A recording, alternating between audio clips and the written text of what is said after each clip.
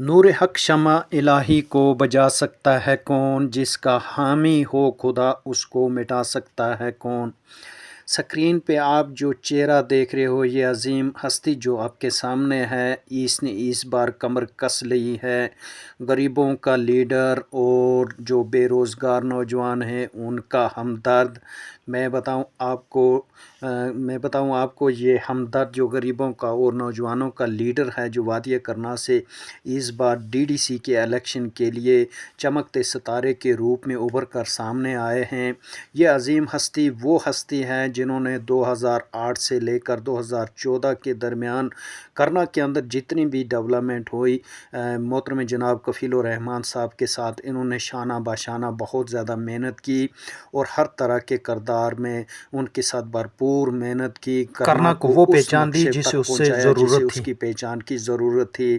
اس سے پہلے کرنا کی حالت بہت خستہ تھی، انہوں نے بہت ساری محنت کی اور ان کے پاس بہت سارے تجربات ہیں۔ اب یہ چاہتے ہیں کہ میں لوگوں کی خدمت کروں، مجھ سے غلطی سے بھی ہو جاتی ہے، لیکن میں چاہتا ہوں کہ ہم اس بار DDC کے الیکشن میں بھرپور آپ کی ہمدردی کے ساتھ اتریں۔ میں بتاؤں آپ کو 2008 سے 2014 کے درمیان کرنا کی ڈیولپمنٹ جتنے بھی کام ہوئے ان کے اندر ان کا بہت اہم کردار رہا ہے۔ محترم کفیل الرحمان صاحب کے ساتھ مل کر انہوں نے اپنے والد کے ساتھ کرنا کے نقشے کو اس اونچائی تک پہنچایا جہاں کرنا کو اس کی ضرورت تھی۔ اس سے پہلے خستہ حالت پچھڑا ہوا کرنا آپ کے سامنے تھا۔ اس کے بعد میں بات بتاؤں، کچھ لوگوں کی عادت ہوتی ہے کہ وہ خود کبھی کسی کے اپنے نہیں بنتے، مگر دوسروں کے درمیان غلط فہمیاں پیدا کر کے اپنی اہمیت ضرور بنانے کی کوشش کرتے ہیں۔ ادھر کی بات ادھر، ادھر کی بات ادھر لگا کر وہ سمجھتے ہیں کہ ہم سمجھدار ہیں۔ اصل میں وہ منافق لوگ ہوتے ہیں۔ اچھے انسان وہی ہوتے ہیں کہ وہ ان لوگوں کی بھی عزت کرتا ہے جن سے اسے کسی بھی قسم کے فائدے یا مفاد کی توقع نہیں ہوتی، یعنی بغیر کسی غرض کے لوگوں کے ساتھ عزت سے پیش آتا ہے اور نیکیاں کرتا ہے۔ میرے کرنا کے ہر فرد کے لیے میرے دل کی آواز، آباد رہیں، خوشحال رہے، روشن رہے، میرے چھوٹے بڑے دوست ساتھی ہمیشہ روشن اور ستاروں کی طرح چمکتے رہیں، ہر گھر روشن رہے، بس میرا خواب، میرا سکون یہی ہے۔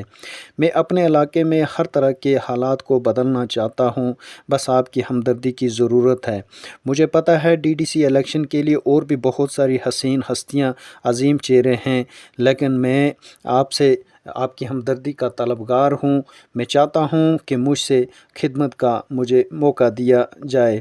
عمر کفیل جو کہتے ہیں، بہترین تقریر اچھے انسان کے لیے وہی ہے جو دل کو چھو جائے اور زندگی کے حقیقی مقصد کو اجاگر کرے۔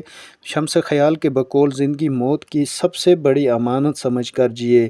اچھے انسان کی تقریر میں حسن، اخلاق، محبت اور رحمت کا درس۔ دانک ہاشمی کے مطابق اللہ جب نوازتا ہے تو پھر انسان کو وہ عطا کرتا ہے کہ پھر وہ غم کے بادل ہمیشہ کے لیے پھٹ جاتے ہیں۔